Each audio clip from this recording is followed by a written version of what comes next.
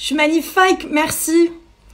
Oh là là, écoute, là, capillairement, c'était quelque chose. Hein. J'ai tout tenté, j'ai tout mis, j'ai vidé tout ce que j'avais, genre le PIB du 18e arrondissement et sur ma tête, capillairement, et rien n'y faisait. J'ai toujours l'air d'un mouton espagnol.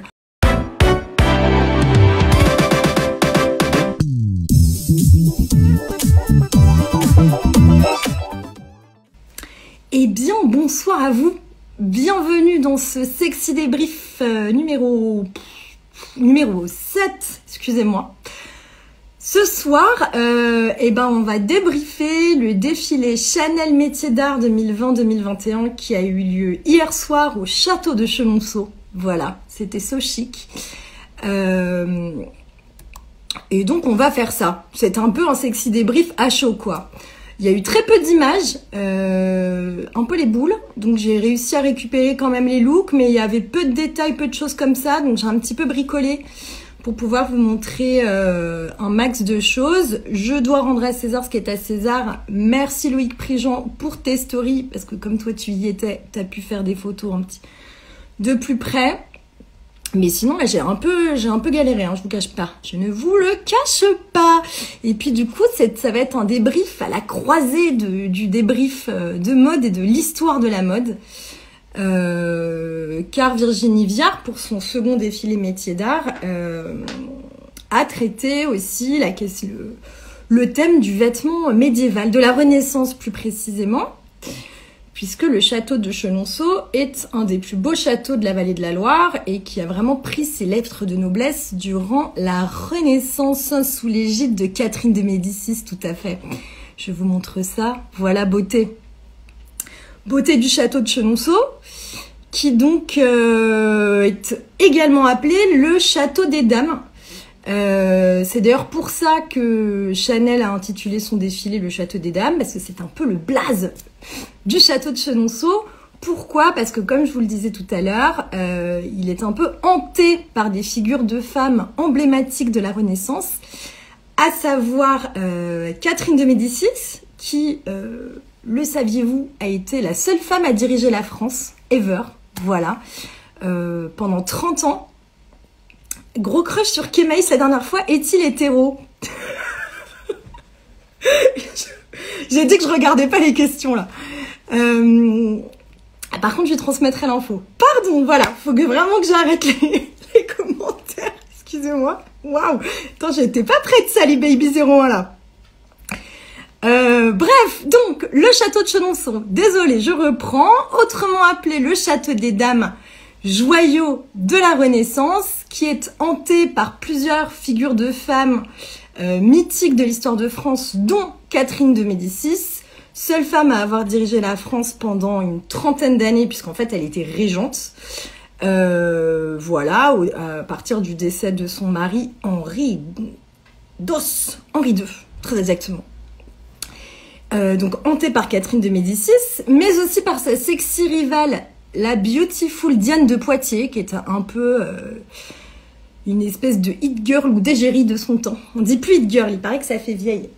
Donc une égérie de son temps qui n'était autre que la maîtresse d'Henri II. Je sais pas si vous suivez, ça fait un peu telenovela le truc. C'était la maîtresse d'Henri II, et quand il est décédé, Catherine, elle a fait « t'es gentil mais tu dégages », elle l'a dégagé du château de Chenonceau, qui en fait à la base avait été offert à Diane de Poitiers par Henri II. J'ai envie de te dire joyeux Noël et joyeux Hanouka. Voilà.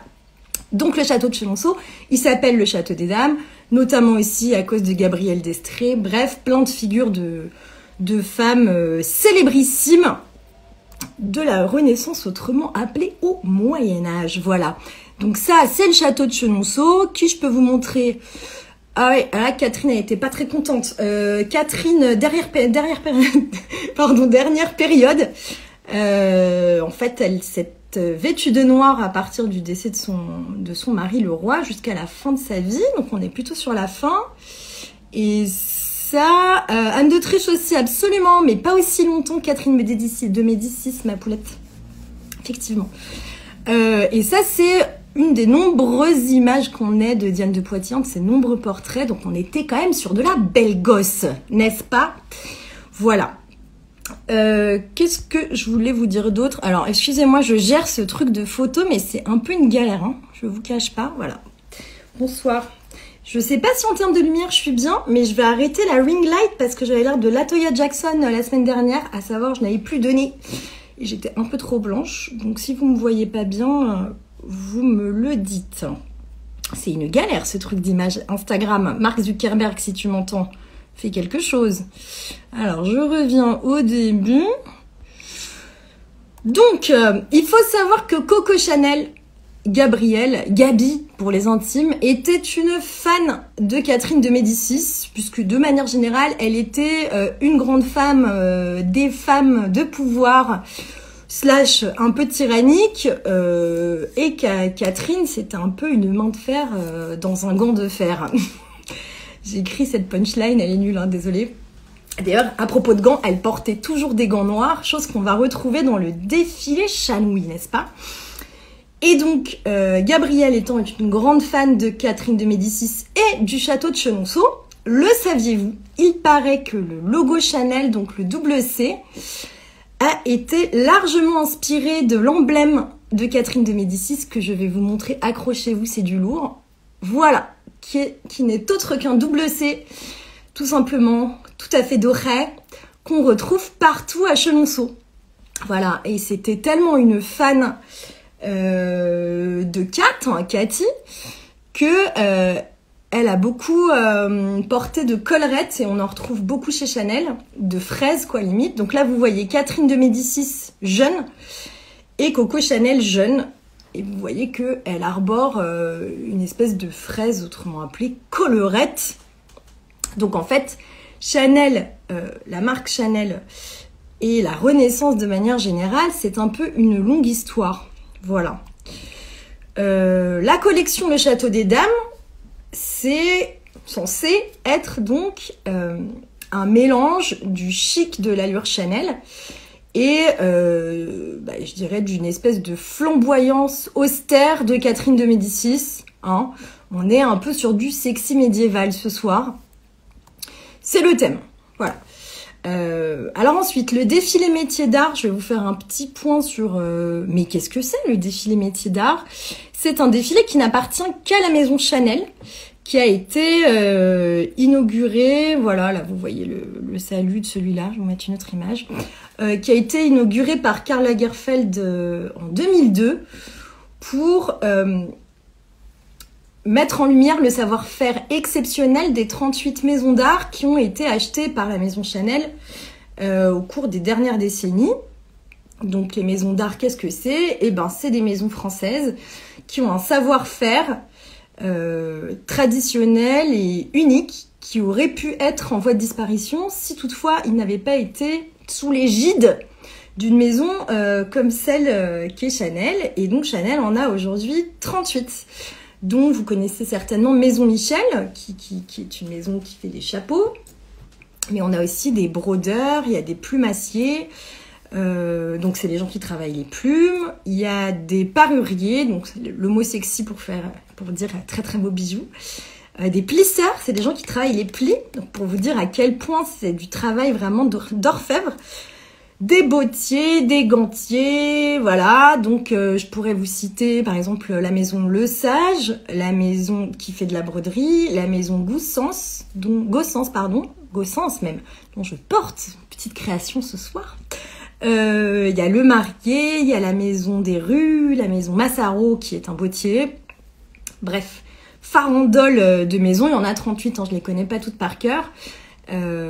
Qui du coup sont mises à l'honneur à travers le défilé Chanel Métiers d'Art, qui d'ailleurs est tout le temps au mois de décembre et qui clôt techniquement l'année de défilé. Voilà, c'est censé être le dernier de l'année. Et en plus, c'est pas le label Chanel Haute Couture, qui est encore un autre défilé, c'est évidemment pas le prêt-à-porter. C'est un défilé qui est unique, un petit peu inqualifiable, j'ai envie de dire, mais moi c'est celui de chez Chanel, très honnêtement, que je préfère en général. Notamment parce qu'il traite très souvent de thèmes historiques ou de grandes figures, de grands personnages.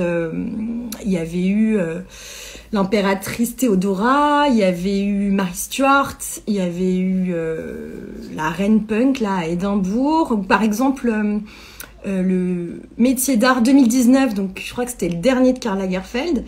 Il a eu lieu au Met à New York et en fait, il s'était inspiré de toute la collection qu'a ce musée égyptienne et donc il traitait de l'antiquité égyptienne. Voilà. Alors après, l'année dernière, je crois que c'était le premier de Virginie Viard chez Chanel.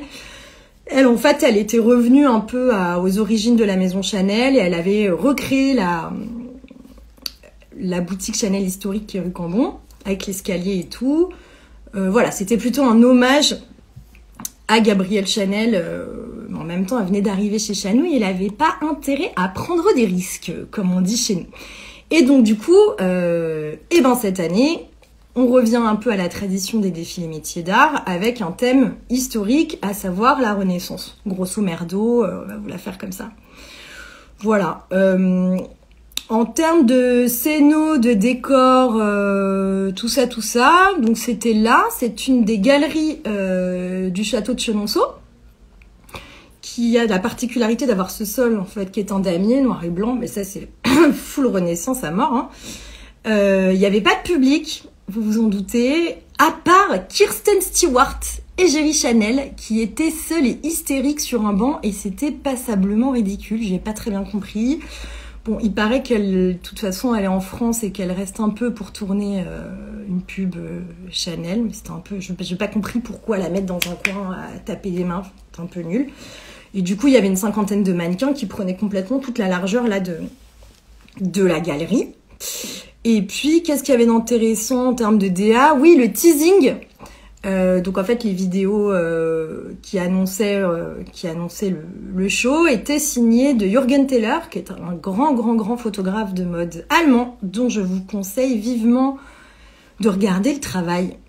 Voilà, donc résumé flash éclair de la scéno, la DA de manière générale. Alors je vous invite à aller sur vogue.fr, Vogue Runway, Chanel.com, ce que vous voulez, pour suivre la collection, parce que là je vais vous parler des looks de manière un petit peu plus précise. Voilà, en plus c'est gratos, comme on dit chez nous.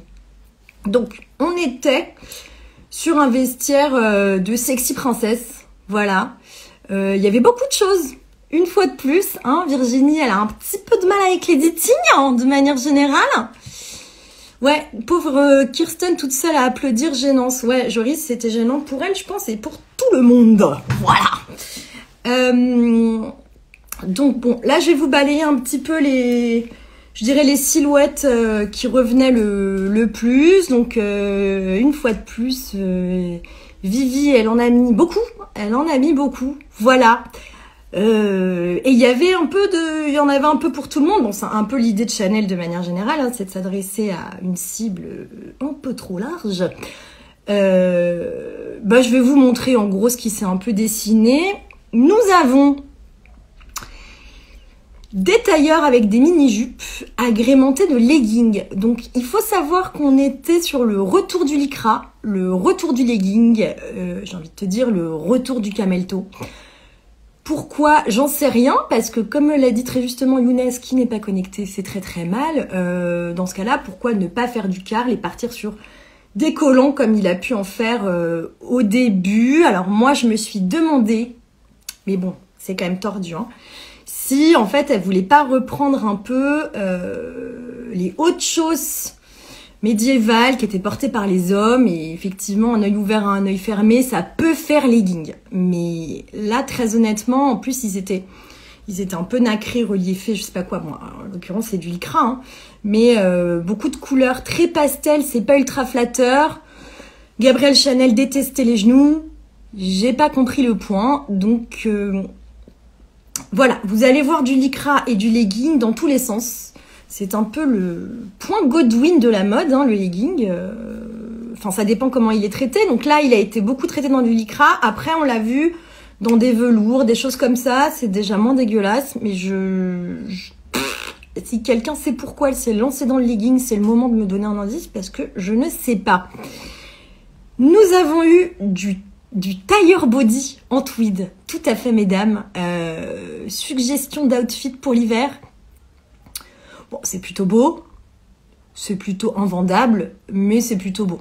Par contre, il faut vraiment arrêter d'être vénère tout le temps, en fait, quand on défile, parce que ça me colle un bourdon, je comprends pas pourquoi. PS, big up au maquillage qui était très beau. Les yeux étaient très très très beaux. Donc, on a eu pas mal de tailleur body. Ils y sont pas tous là, je vous mets pas tout, parce que après, je vais vous les distiller autour de problématiques historiques un petit peu plus pointues. Voilà, donc je vous en dis, c'est un teaser, quelque part. On a eu pas mal de jupes fendues. On avait déjà des jupes fendues dans le pré-table précédent que j'avais débriefé avec Pierre de Maison Coucou. C'est le retour de la jupe fendue. Donc là, vous pouvez nous voir un superbe legging bleu clin, beaucoup trop bleu clin. Et une version en laine damassée. Il y en avait beaucoup d'autres. Il y avait pas mal de capes, notamment celle-là. C'est pas mal, portée en layering. Bon, ça casse pas trois pattes, mais là, je ne résiste pas à vous montrer ce manteau un peu officier sur les bords avec une combi en lycra. Donc là, on est complètement sur du Véronique et Davina.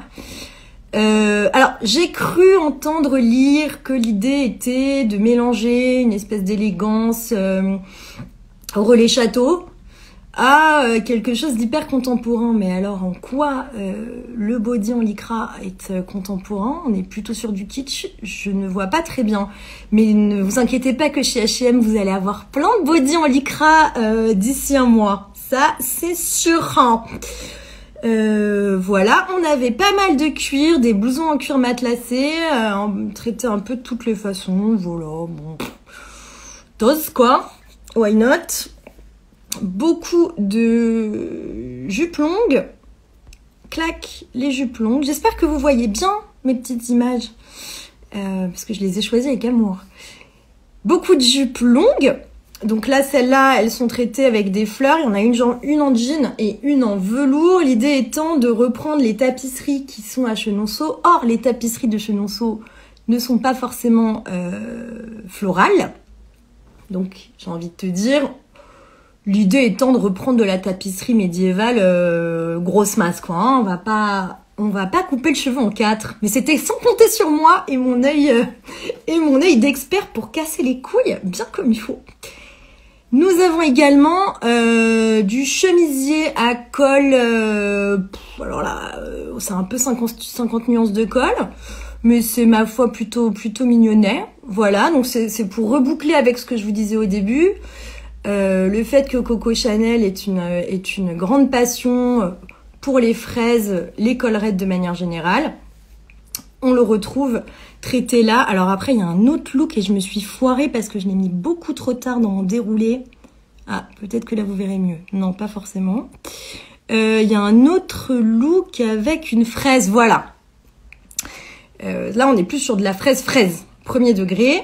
Mais donc ça, c'est des choses qu'on a... qui d'ailleurs à mon avis vont très bien se vendre, tout ce qui est collerette, tout ça. Pareil, hein, chez H&M le mois prochain, vous inquiétez pas. Et donc après il y avait beaucoup d'autres choses, des robes de princesse, beaucoup d'accessoires. Alors par contre là on est un peu parti sur de l'anachronisme, en veux-tu en voilà, mais pourquoi pas, ça reste de la mode, hein, on va pas être complètement facho sur l'inspiration. Notamment des chapeaux un peu façon d'Artagnan, sachant que les femmes ne pouvaient pas porter de chapeau à la Renaissance, sauf certaines femmes de la haute très précises pendant les parties de chasse. Sinon, c'était considéré comme du travestissement et tu partais en tôle. Voilà. Il y avait des hénins. C'est des coiffes. Bah là, vous en voyez une. Non, vous la voyez pas parce que je suis dessus. Il y avait des hénins. C'est un peu des chapeaux pointus sur le tutu, comme vous voyez dans les Disney. D'ailleurs, c'est pas des chapeaux, c'est des coiffes. Faut arrêter de dire chapeau avec les hénins. Bref, qui sont plutôt issus du bas Moyen-Âge, pas du tout de la Renaissance. Mais bon, après, on va me dire que je fais chier, que je chipote, donc voilà. Il y avait beaucoup de bijoux, de sandales bicolores, des bottes, des mini-sacs. Bref, je vais vous montrer ça tout à l'heure. Le look 1, vous savez que je suis très au taquet sur le look 1. À non, pardon, juste la gamme, et après je passe au look 1, désolé. Le Hénin fait un peu trop premier degré. Bah, le Hénin, c'est surtout que c'est pas la Renaissance, mon chaton. Donc, on m'a dit que je cassais trop les couilles sur les dates et les machins, donc je me tais. Mais je tiens à préciser que ce n'est pas la Renaissance, ok? C'était 200 ans, voire 300 plutôt. Bref, mais ça, trop premier degré, bah... c'est de la DA, quoi, disons. Premier degré, ouais, je suis assez d'accord. Mais c'était plutôt bien traité. Moi, j'ai trouvé que c'était bien traité. C'était surprenant et plutôt bien traité, donc why not? Bon, la gamme. La gamme. Beaucoup de beige inspiré par... ça fait fête déguisée. Oh, Jojo. Tu es dur. Hein. Tu es un peu mon Pierre de ce soir. Il y avait beaucoup de beige qui est en fait tout simplement inspiré par les pierres du château de Chenonceau. Plus de la moitié des looks étaient en noir et blanc, ce qui est super, et c'est pour ça que j'ai crié au sublime. Parce que moi j'adore, parce que c'est ce qu'il y a de plus difficile à traiter, le noir et le blanc, les gars, dans la mode. Et ça, c'était grandiose. J'ai trouvé ça très très juste et très intéressant sur plus de la moitié des looks. Et en gros, l'idée c'était de reprendre, déjà noir et blanc, c'est les couleurs iconiques de Chanel. Et puis aussi de reprendre le sol damier que je vous ai montré tout à l'heure, en inspi de couleurs. Bon, et après, mis à part beige, noir et blanc, c'était un peu reparti pour la fiesta des couleurs qu'on rien à foutre là. Donc, mis à part pas mal de rose pâle, du gris tourterelle, je dirais, et gris tourterelle, absolument. Je suis très pointue sur les couleurs. Je lis Michel Pastoureau avec passion. Et puis, il y avait ce bleu clin, donc après le bleu... Moi, il m'a pas choqué, je sais qu'il a choqué plein de gens, mais le bleu, c'est une couleur très très très symbolique dans le Moyen-Âge, qui était vraiment la couleur des riches. Donc ça m'a pas étonné d'en voir. Donc sur le rose pâle, le gris, le bleu, why not? Mais après, il y a eu pas mal pareil, de couleurs qui popaient à droite à gauche et qui revenaient pas. Donc Dana la relou, hein, quid de l'editing, pourquoi il y en a trop? Vivi, arrête de vouloir trop en montrer. Parce qu'en plus, elle était très bien, cette collection. Ça servait à rien d'en faire des cases sur les couleurs. Hein. Ou alors, once again, tu nous fais des looks qui, en tout cas en termes de couleurs, qui reviennent dans ces couleurs avec une cadence, qui a une logique et pas n'importe quoi. Le bleu est tellement beau. Je l'ai trouvé très beau, ce bleu. Je sais pas pourquoi tout le monde a hurlé sur ce bleu. Moi, je le trouve très très bien. C'est juste le lycra qui est pas super. Mais le bleu en soi était super. Alors, le look 1... Nous avons Vittoria Celletti, qui est une muse de Karl Lagerfeld, sur le look 1, donc que je vous ai vite fait montrer tout à l'heure pour vous montrer un peu les formes qu'on retrouvait. Normal, ils ont ouvert sur un tailleur Chanel, j'ai envie de te dire, jusque-là tout va bien. Mini jupe, rose pâle, ce dont je vous parlais. Alors, lycra de toutes parts, lycra gris tourterelle, pourquoi on n'en sait rien. Les petites pompes à paillettes bicolores, oui, c'est mignon. Ce qui est très intéressant, c'est surtout le travail de Le Sage sur la broderie que je vous montre là. J'espère que vous voyez bien. Et qui, en fait, tout simplement, a été inspiré par les moulures du château de Chenonceau. Et d'ailleurs, c'est un style plus global, hyper renaissance. Là, on le voit bien. Et alors, merci Loïc, une fois de plus, on peut voir comment ça a été travaillé par Le Sage. Voilà. Le Sage, la légende, hein, Le Sage. Si vous connaissez pas Le Sage, moi j'ai volé un bouquin à la bibliothèque quand j'étais... Je vais vous montrer ça. Voilà, j'ai ce truc qui s'appelle Le Sage Maître Brodeur, qui est un vieux bouquin hyper vintage que j'ai volé en... C'est mal, faut pas voler, hein. En 97, très exactement, que je n'ai jamais rendu, c'est très mal. Mais en tout cas, Le Sage, c'est une grande maison française de broderie absolument sublime, qui a beaucoup travaillé, pas qu'avec Chanel, hein, avec tous les grands noms. Et du coup, c'est eux qui ont traité, voilà, là on le voit mieux, cette broderie-là, qu'on voit sur le look 1, très exactement. Qu'est-ce que je voulais vous montrer d'autre ? Alors, non, ça c'est fait. Gna gna gna. Look 2, 3, 4. Ah oui, Le Sage toujours.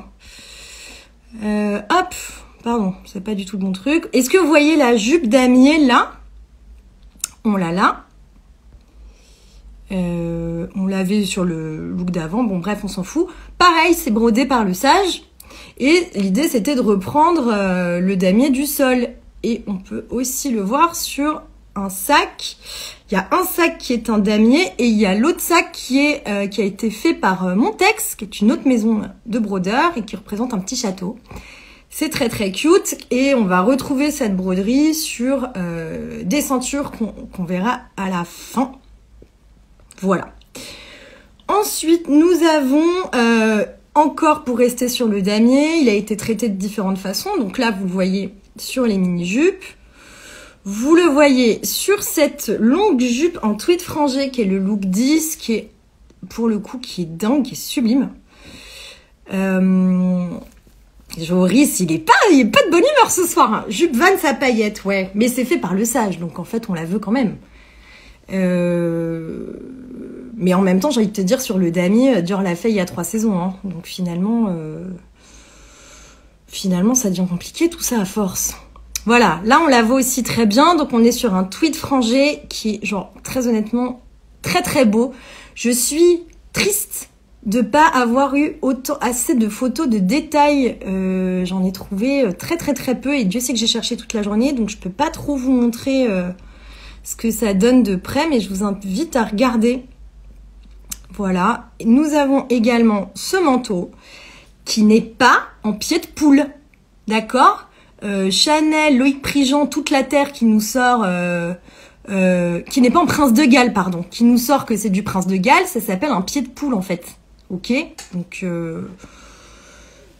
Donc voilà. Hein, gros manque de culture. C'est un pied de poule qui serait inspiré du sol du château d'Azay-le-Rideau. Je ne sais pas où c'est, mais rien que pour ce nom, j'ai très envie d'y aller. Bon, en fait, c'est inspiré de rien du tout. Faut arrêter aussi de chercher des explications là où il n'y en a pas. On est juste sur un pied de poule XXL, parfaitement exécuté, chiant comme la pluie, mais en tout cas, ça a le mérite d'exister et d'être très très beau. Voilà.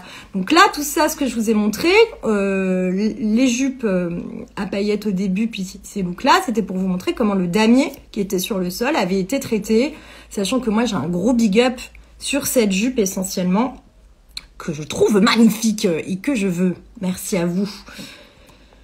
Voilà. Alors, là, on va passer à la partie Stéphane Bern de la soirée, sur les grosses inspirations de Virginie Viard, inspiration historique, voilà, au sens historique. Pourquoi j'ai mis ça? On s'en fout, ça n'a aucun rapport. Ça y est, c'est parti, c'est le bordel dans les photos. Non, oui, pardon, je voulais aussi vous montrer les looks fleurs. Enfin les fleurs, comment elles avaient été traitées. Elles ont été traitées à peu près de toutes les façons traitables et inimaginables. Donc vous en avez sur du jean, notamment sur cette jupe, mais sur d'autres looks. Vous l'avez là en broderie sur la veste.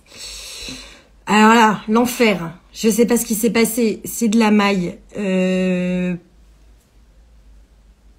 n'ai pas de commentaires, je ne sais pas quoi dire.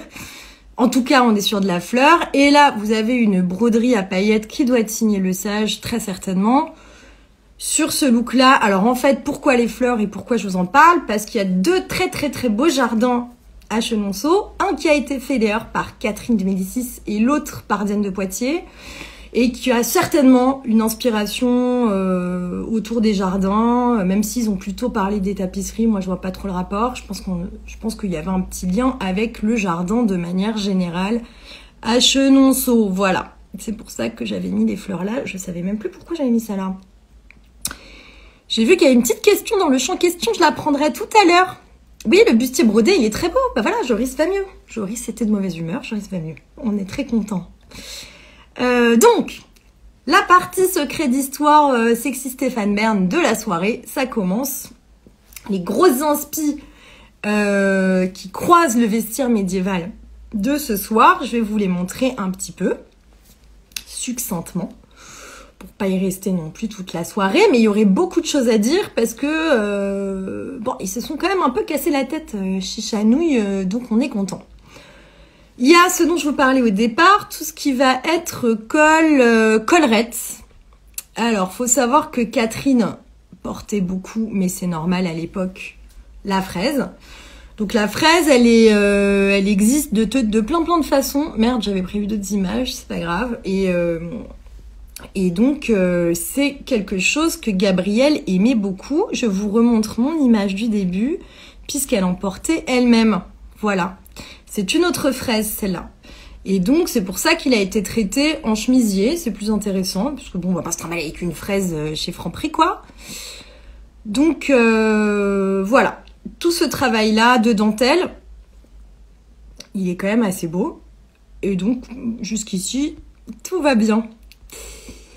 Le look 47, c'est une cape, donc je vous avais déjà montré une cape en tweed tout à l'heure. Là, on est sur de la cape noire avec un tailleur body, comme on les aime. Grosse cape noire en velours, il me semble. Pourquoi? Parce qu'en fait, Catherine de Médicis, quand Henri II est décédé, a porté l'habit du deuil jusqu'à la fin de sa vie. Donc, elle est passée de ça, en gros, à ça. Et la grosse ambiance. Bonne soirée à vous. C'est pour ça qu'il y a beaucoup de noir dans cette collection, entre autres, code iconique de chez Chanel, le sol de la galerie à Chenonceau, mais aussi parce que Sexy Catherine, elle était pas très fun sur la fin et qu'elle était toujours dans l'habit du deuil. Est-ce qu'elle portait des capes? On va dire que oui. En tout cas, cette pièce est littéralement inspirée de son vestiaire. Voilà. Qu'est-ce que je voulais vous montrer d'autre? Putain, j'ai tout mis en bordel. Oui!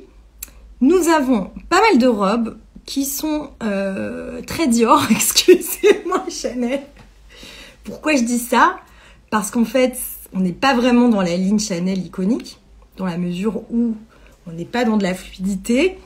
On va être, mais c'est normal, et je comprends pourquoi, puisqu'en fait, à la Renaissance, on portait des corsets et des vertugadans. Donc en gros, ça a été l'apparition du corset comme on le connaît, et les vertugadans, c'était des grands... en fait, il y avait des jupes en dessous, et qui étaient soutenues par des systèmes de baleines ou de gros boudins. Enfin, en fait, ils ont pris plein de formes. Et au final, ça a donné cette ligne en sablier. Oui, la robe, elle est incroyable, hein, au passage. Ça se voit pas sur cette photo, mais je sais pas pourquoi leurs photos sont aussi merdiques. Vraiment, regardez le défilé, la vidéo, quoi, parce que c'est vachement plus fort que ce qu'on voit en photo, malheureusement. Bref, ça a donné cette ligne, donc vraiment en sablier, qu'a repris Christian Dior au sortir de la guerre, quand il a fait sa fameuse ligne New Look, là. Donc c'est pour ça que je dis ça ferait très Dior, parce qu'on le verrait très bien dans un défilé Dior, ce qui ne veut pas dire que Chanel n'a pas le droit de le faire. Mais... Et donc, il y a eu pas mal de robes qui ont défilé. Et ben sur cette ligne-là, que je vous remontre ici, par exemple, c'est un autre... Il y en a plein, pourquoi j'ai mis que ça? Bon, ça à l'enfer, hein. Ça, par contre, faut se calmer. Il y avait celle-là, oui, putain, et les leggings, et genre... Ça, donc, c'est pas une robe, c'est genre... un chemisier et une jupe, mais c'est tellement Dior, c'est chaud les marrons. Mais bon, je comprends que l'inspiration ait été, s'ils veulent tirer le fil de la Renaissance, c'est normal qu'ils s'inspirent de cette ligne-là pour les robes en tout cas. Donc là, par exemple, sur celle-là, vous voyez qu'il y a bien un corset, mais un corset soft, hein. C'est même pas un corset, mais bon, on est sur quand même du velours assez rigide, et en dessous, du tulle, quelque chose de très princesse, qui est en clin d'œil, j'ai envie de te dire, au vestiaire médiéval, voilà. Petit aparté sur cette robe-là, que vous voyez de loin et mal, car les photos sont nulles. Voilà, ça, c'est l'armure qu'on voit de plus près, qui est brodée, c'est du tulle et du velours qui a été fait par le marié, je crois. Et en fait, le principe, c'était de s'inspirer des hauts de robe. Alors ça, c'est Catherine de Médicis pré-deuil. Donc, elle était encore bling. Là, vous avez Éléonore de Tolède, par exemple. Bon, l'image, elle est toute petite, merde. Mais elles portaient... elles avaient, en fait, ces espèces de systèmes d'armure bijoux qui cachaient... qui en cachaient pas grand-chose, mais qui recouvraient les épaules et le haut du décolleté, très souvent. Il n'y a pas que ça, hein, en modèle de robe de l'époque, mais j'imagine que, voilà, on la voit autrement là. que ce système de quadrillage, j'ai envie de te dire, est aussi plus ou moins inspiré de ça, comme du damier par terre, comme aussi des plafonds qu'on voit pas à Chenonceau en bois pour certains très Renaissance qui sont en fait des quadrillages, et de ce genre de petites choses très très chères que portaient ces dames de la Houte. Voilà. À propos de décolleté, je vous parlais de décolleté, mais alors pas du tout. Si. Oui ou non? Excusez-moi, je vais chez l'ophtalmo demain, midi 15. C'est juste que là, je suis un peu obligée de me coller à mes trucs. Oui, voilà, j'adore ce look. Pareil, il a l'air nul vu comme ça, mais en fait, il est très très beau. C'est le look 50. C'est un legging en velours qu'on voit, qui est rebrodé de pièces d'or. Et en fait, la veste, qui est une veste en tweed, j'ai lu col bardeau. Non mais, c'est pas un col bardeau. C'est un col typique de la Renaissance également. Donc là, c'est la même version que je vous montrais avec l'espèce de croisillon, mais sans le croisillon.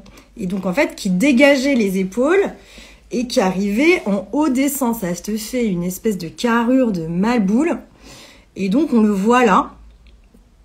Et donc, on le voit très bien là. Et il est revenu plusieurs fois. C'est un décolleté qui est revenu plusieurs fois dans le défilé, que je trouve absolument charmant, comme on dit.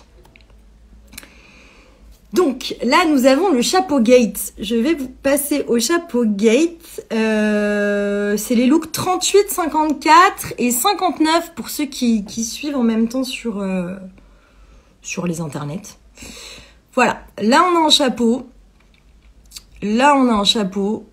Où est-ce d'autre on a un chapeau? Là. Alors, qu'est-ce qui se passe sur ce chapeau? Bon, déjà, il est très beau, il est signé Maison Michel, on adore.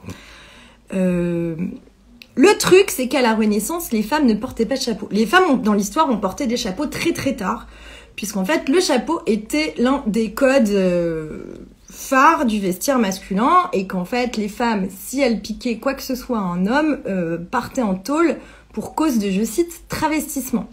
Il y a eu quelques femmes qui ont porté des chapeaux, ça a été très très rare, et c'était pour des occasions très spéciales, notamment aller à la chasse. Voilà. Mais là, l'ambiance sexy mousquetaire, on est dans un délire fashion complet. Je peux quand même vous montrer des images. Donc ça, c'est Gabrielle Destré. Merde, j'ai mon visage dessus. Hop, on va vous le montrer. Je vais vous la montrer comme ça. Ça, c'est Gabrielle Destré. Gabrielle Destré, c'était la favorite d'Henri IV, qui est morte comme une merde, beaucoup trop jeune, certainement empoisonnée, bref. Qui là, du coup, porte un chapeau. Mais c'est très très rare. Voilà. On a un peu plus tard, ça c'est Henriette de France, si je dis pas de conneries, qui porte un chapeau aussi. Mais on n'est que sur de la princesse Sup ou de la favorite Blindax. Et très certainement qu'elle portait ses chapeaux dans des circonstances très très précises. Et en plus, il y avait ce culte de se faire tirer le portrait pour des femmes en chapeau, parce que ça voulait vraiment dire qu'on était au-dessus du commun des mortels, quoi. Qu'on risquait pas de partir en tôle pour un chapeau. Là, je vous montre, bon, c'est un petit délire, ça date de 1898, je pense, des brouettes. Donc c'est pas un portrait d'époque, mais là, on est vraiment sur du chapeau de mousquetaire. Et du coup, je pense que Maison Michel, il s'est un petit peu inspiré de tout ça pour faire ces chapeaux-là. Voilà. Ouais, qui sont très beaux. D'ailleurs, gros big up au maquillage, hein, qui était incroyable. Antoine, si tu es là, c'était super. Voilà, donc ça, c'était un peu le chapeau gate. C'est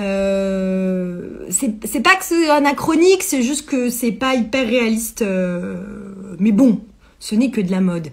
Et alors, anachronisme toujours, mais là, on a atteint un sommet. C'est donc ce dont je vous parlais tout à l'heure, à savoir le traitement du hénin.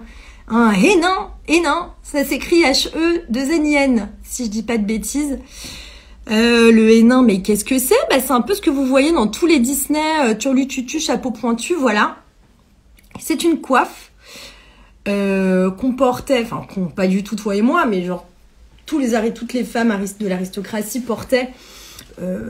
Donc bien avant Catherine de Médicis et ses copines, hein, on est plutôt sur le bas Moyen-Âge. Mais ça, c'est une sorte de... Non, parce qu'après, il y avait d'autres modèles. Il y avait des modèles qui avaient des cornes. Enfin, c'est tout un délire et c'est passionnant à regarder si ça vous intéresse. Regardez les coiffes des femmes au Moyen-Âge, c'est un truc de ouf. Et le hénin, c'est un peu comme les perruques à la cour plusieurs siècles plus tard. Le hénin, plus il était haut et pointu, plus ça voulait dire que tu pesais dans le game, en fait. Et pareil, plus t'avais une espèce de voile qui traînait sur des kilomètres derrière, et plus tu pesais, quoi. Donc ça créait visiblement beaucoup de problèmes de posture. C'était très lourd. Voilà, j'ai cru comprendre que c'était pas le truc le plus pratique de la Terre, mais c'est une sorte de coiffe parmi des centaines de coiffes qu'il y a eu tout au long du Moyen-Âge. Je pense que c'est à cause des Disney que tout le monde a bloqué sur la version pointue comme ça. Que les gens connaissent très souvent, mais c'est pas forcément celui qui a été porté le plus, etc. Et quand je vous disais anachronisme, c'est que en fait aucun rapport avec la période que traite Chanel dans ce défilé-là, à savoir la Renaissance, parce qu'on portait plus des nains depuis 300 ans, les gars. Mais pourquoi pas? Donc ils en ont fait une version plus courte, en velours noir, je pense. C'est un peu du gadget, c'est mignon. Moi, je trouve ça mignon. Je trouve pas ça dégueu. Je sais que ça en a fait hurler beaucoup. Bon, là, ça fait presque talbouche orientale, hein. Rien à voir. Ouais, donc j'ai trouvé ça un petit peu surprenant. C'était peut-être pour en rajouter dans le côté conte de fées, je sais pas quoi. Princesse, quoi. Bon. Mais c'est étonnant. C'est étonnant. Je pense que j'avais fait un petit montage même. Ouh là là. Attention, effets spéciaux pour vous montrer. Donc le hénin, si ça vous intéresse, tout ce qui est coiffe du Moyen-Âge, c'est super. C'est un peu une de mes nombreuses passions quand j'arrive pas à dormir. Voilà. Qu'est-ce qu'on a d'autre d'inspiré de la Renaissance, vraiment premier degré? On a les bijoux. Et donc là, nous étions sur du bling de compète. Donc autant vous dire que mon cœur de Libanaise s'est emballé, mais d'une force. Puisque on est sur du gros bling. Putain, c'est pas possible, quoi. Demain, je refais faire mes verres parce que je vois plus rien. Qu'est-ce que j'ai Ah bah oui, je voulais vous montrer ça. C'est ça que je cherchais tout à l'heure. C'était pour vous montrer les armures, là, les espèces de grillages bijoux qui étaient inspirés, voilà. Bref, les blings, voilà. Là, vous voyez un énorme bling. Je pense que c'est le look 23, sauf erreur de ma part, qui vraiment recouvre des épaules au milieu, avant la naissance des sangs, quoi. J'ai envie de te dire, on est presque sur un plastron en perles. J'imagine que c'est Gossens qui s'en est chargé, comme d'à peu près tous les blings. Il y en a un là aussi qui est assez incroyable, j'ai zoomé. Et du coup, j'imagine que l'idée, c'était de s'inspirer des énormes bijoux que portait Catherine de Médicis and Friends, à l'époque, où les meufs pouvaient à peine tourner la tête tellement elles étaient recouvertes de bijoux, et notamment, j'allais dire notamment autour du cou, pas du tout, parce qu'elles avaient même des robes qui étaient brodées de pierreries et de perles, mais c'est quand même assez dingue, et je trouve que c'est plutôt très bien traité, voilà. Qu'est-ce que je peux vous montrer en bling? Voilà, ça c'est Catherine de Médicis en toute simplicité, hein, dans une robe de perles, de rubis, de tout ça, qui doit peser 1,5 tonne. Et donc vous voyez qu'elle a tout le haut du corps qui est recouvert complètement de perles et de bling divers et variés. On la voit là aussi, il y a du bling dans tous les coins. Donc les parures chez Chanouille, de toute façon, je suis tellement fan des bijoux Chanel que j'arrive jamais à dire quoi que ce soit de méchant. Et là, c'était festival. Et c'était super. Franchement, rien à dire. Je sais pas ce que vous en pensez. Hein. Dites-moi ce que vous en pensez. Si vous n'êtes pas d'accord avec moi, n'hésitez pas. Hein. Ce n'est pas un monologue. Je parle beaucoup parce que comme je suis toute seule, du coup, je parle beaucoup. Voilà. Qu'est-ce qu'on a d'autre? Je sais plus. Alors, attendez. Hop. Ah, bijoux toujours. Il y a aussi les coiffes. Donc là, on est un peu dans l'anachronisme. Once again. Pas les coiffes, les coiffures, pardon. Puisque on a beaucoup retrouvé ce genre de mise en beauté. Alors, c'est très beau, hein. Du coup, avec des bijoux de tête, mais qui pendaient sur les côtés. Donc pourquoi ils ont fait ça? Parce que une meuf comme Diane de Poitiers, par exemple, que je vais vous montrer, aurait adoré cette petite chose. Elle aurait adoré cette petite chose parce que, ah là, les femmes de la Renaissance, une fois de plus de la haute, hein, je vous parle des aristocrates, comme elles avaient des bijoux des pieds à la tête en passant par le string, tout ce que vous voulez, elles en avaient dans les cheveux énormément. Il y avait beaucoup de coiffures avec des bijoux qui étaient intégrés. Moi, le truc, c'est que je suis un peu questionnée par cette coiffure-là, et Dieu sait que j'ai cherché, mais c'est pas hyper Renaissance friendly, on dirait plutôt Théodora de Byzance, quoi. Donc, ouais, après, ça reste une interprétation, et c'est Noël, je dis des trucs sympas, j'ai ouvert mes chakras, donc, et puis dans la mesure où c'est très joli, il n'y a pas trop de problème, quoi.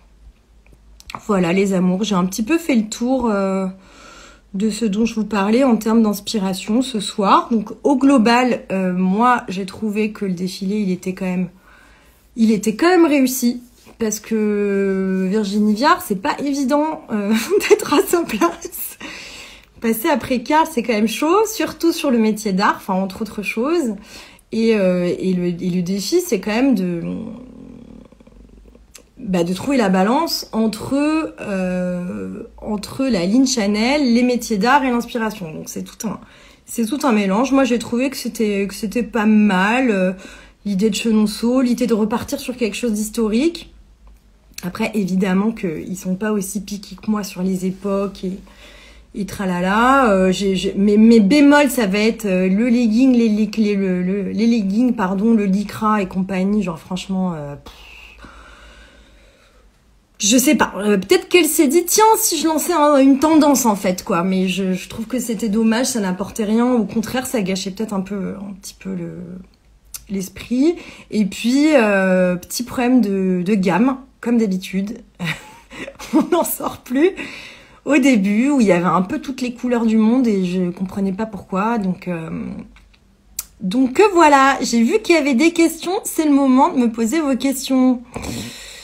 Alors, look 7 et 8, inspiration fourrure d'hermine. Ah, mais oui, absolument. Les premiers looks que vous voyez sont aussi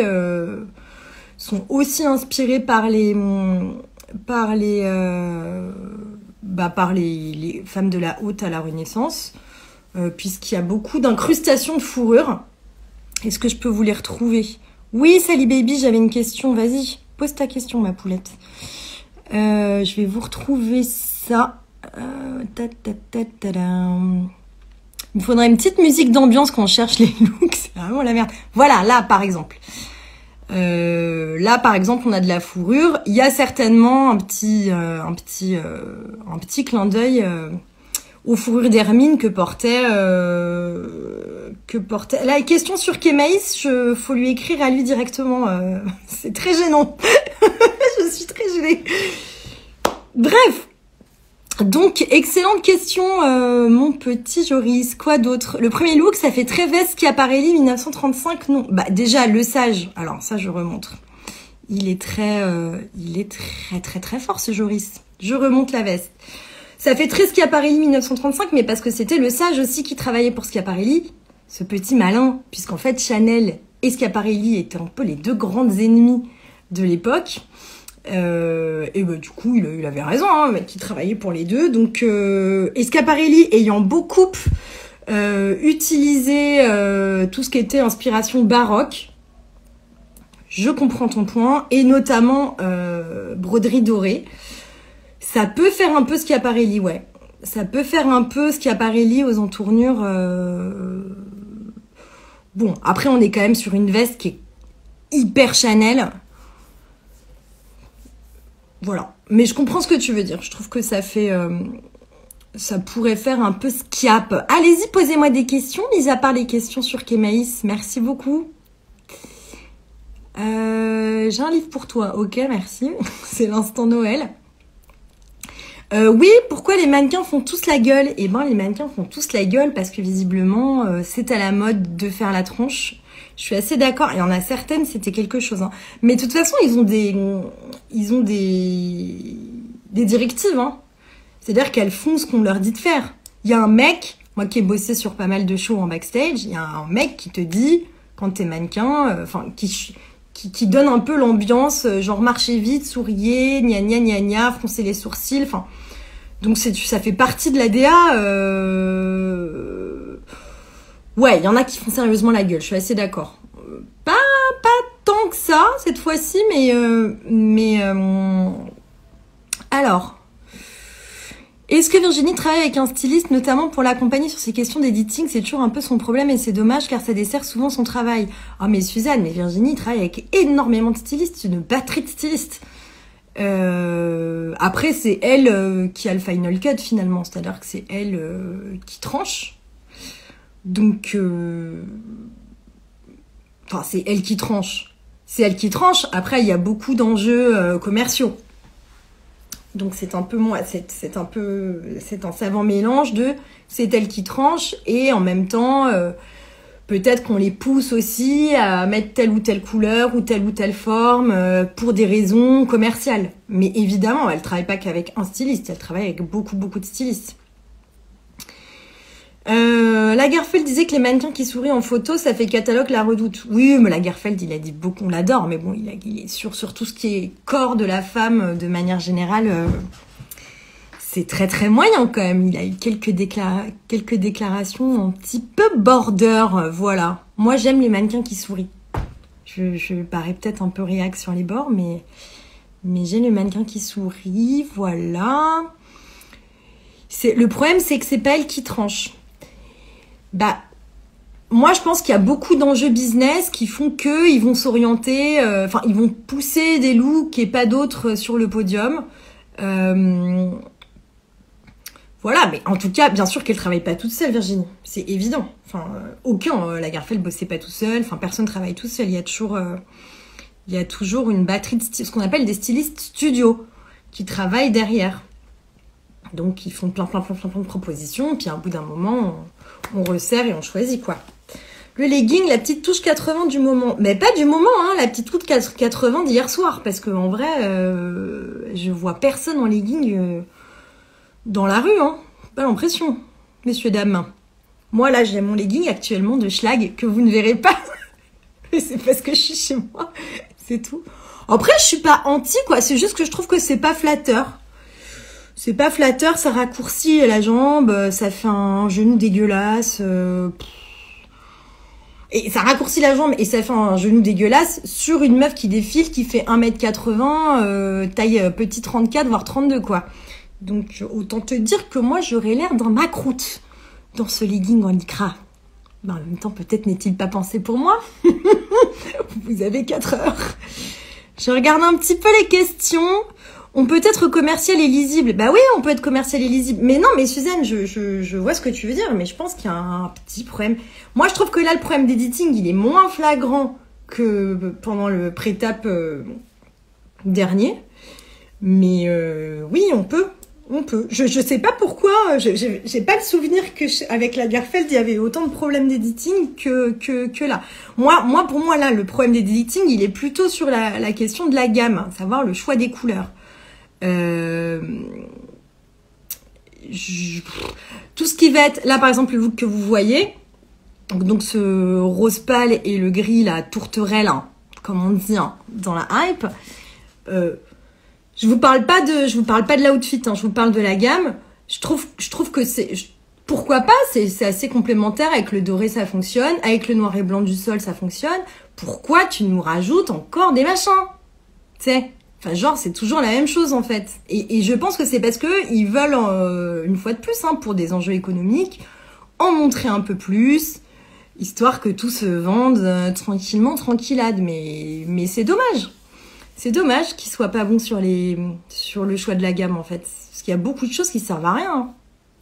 À rien. Enfin... Donc c'est con. À quel point la collection métier d'art est commercialisable si ça fait partie de la collection? Putain, lunettes, quoi. Si ça fait partie de la collection, ni de la collection de couture, ni du prêt-à-porter. Excellente question d'Adélaïde. Eh ben, j'ai envie de te dire, je ne sais pas. Je sais pas. Si quelqu'un a la réponse, Joris, c'est le moment de nous éclairer parce qu'Adélaïde a posé une très bonne question. Mais moi, j'imagine que ils doivent vendre de l'access à droite à gauche à des gens qui ont les mêmes moyens qu'en haute couture. Après, ce qui défile, à mon avis, ça se vend pas. Hein. C'est du one shot. Hein. C'est vraiment juste pour le runway. Je sais pas du tout.